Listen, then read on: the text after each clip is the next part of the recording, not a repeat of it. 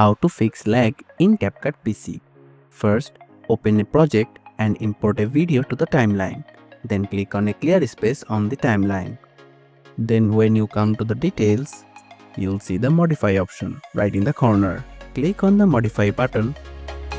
Project settings panel will pop up. Now go to the performance tab.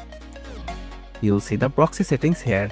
If you turn it on, then you can edit smoothly and faster without facing lag issues. So turn the proxy settings on. Then the resolution option will appear.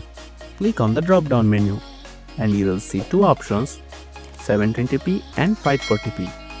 After selecting what you want, click on save.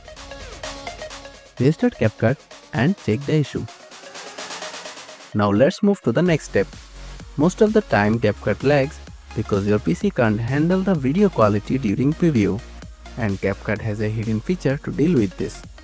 So what you need to do is go to the preview area and you'll see this box here. Click on this playback quality option. You'll see 4 options. Depending on your PC, select one. But we'll recommend you select the medium option because low quality is not that good. So when you select medium, whenever you preview your video, the quality will be reduced but won't be affected when exporting.